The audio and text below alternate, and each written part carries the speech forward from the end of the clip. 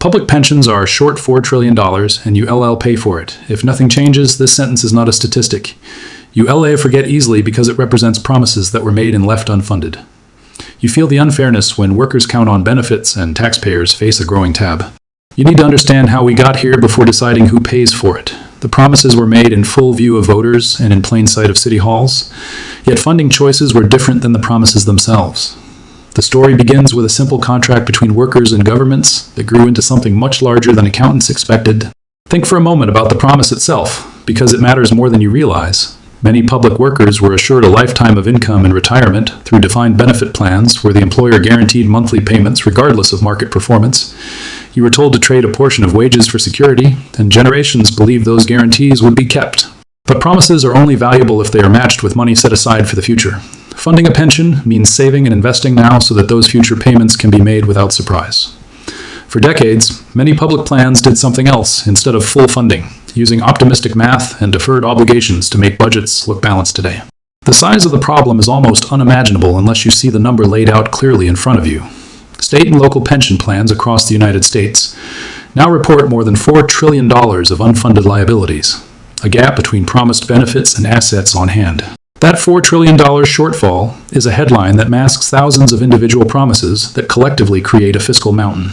But here is where it gets interesting, because the number itself hides even more important assumptions. Pension funds rely on investment returns to bridge much of their gap, and their forecasts determine how much employers and taxpayers must contribute. You need to pay attention to those assumed returns, because they are central to whether the math adds up or collapses under scrutiny.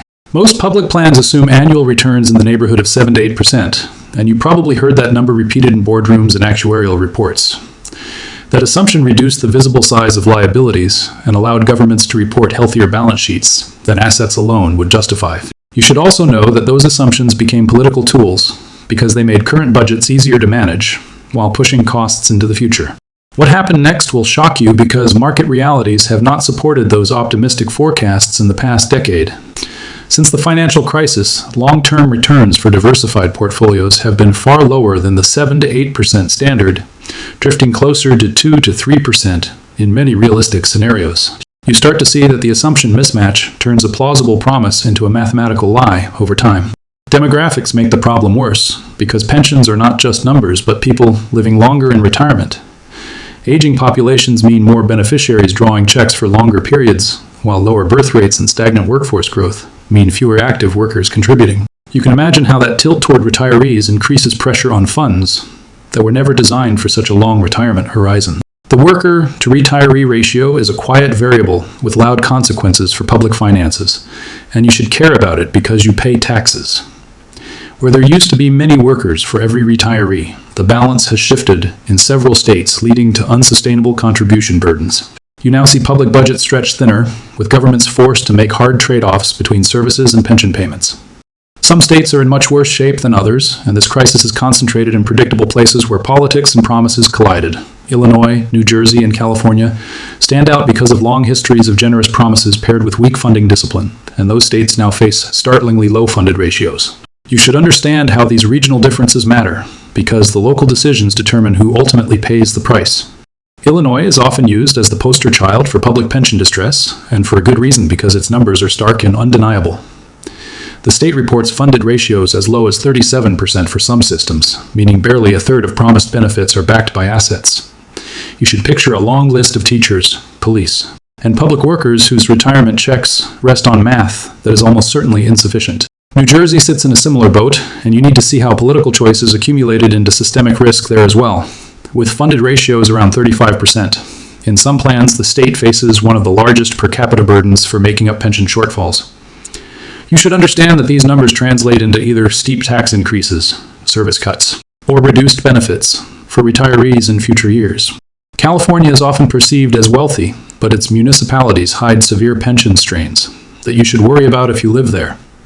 Large city systems like California's public employee plans carry enormous obligations and face mounting pressures from housing costs, healthcare, and longer retirements. You need to recognize that even wealthy economies cannot easily cover promises once the math and demographics turn against them. Beyond those headline states, there are many smaller systems in smaller towns that are also dangerously underfunded and often overlooked by the national conversation.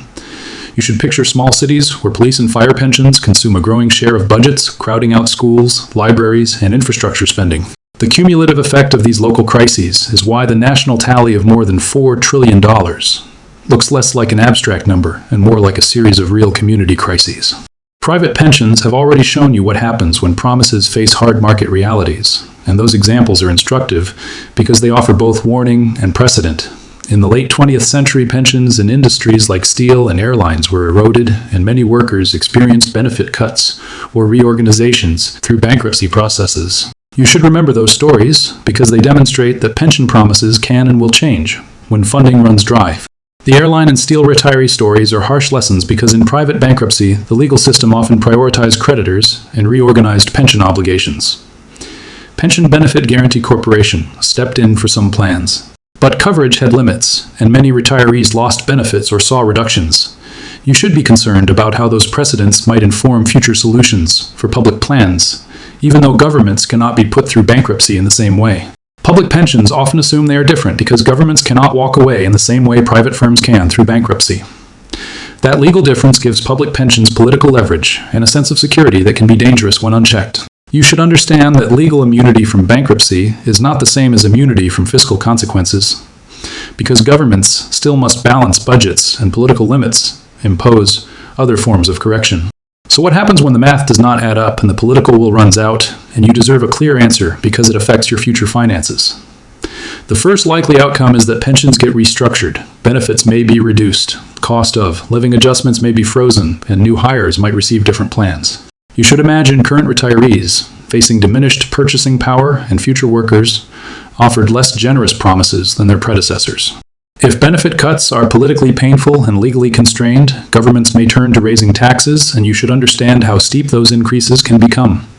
Cities and states could face dramatic tax hikes or the reallocation of existing revenues away from education and healthcare to service pensions. You need to conceptualize how your property, sales, or income taxes might rise significantly if a sustainable solution is to be found without external assistance.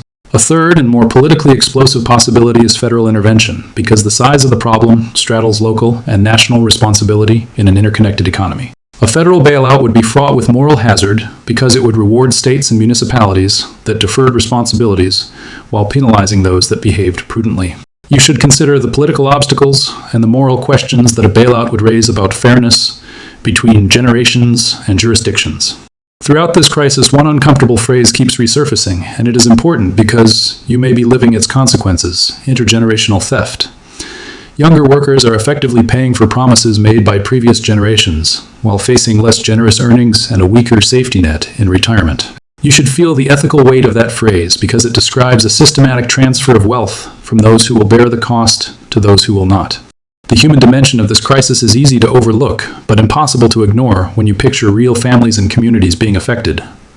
Teachers who expected retirement stability, police officers who planned their lives around pension schedules, and municipal workers who invested decades in public service stand to lose if the system is not reformed.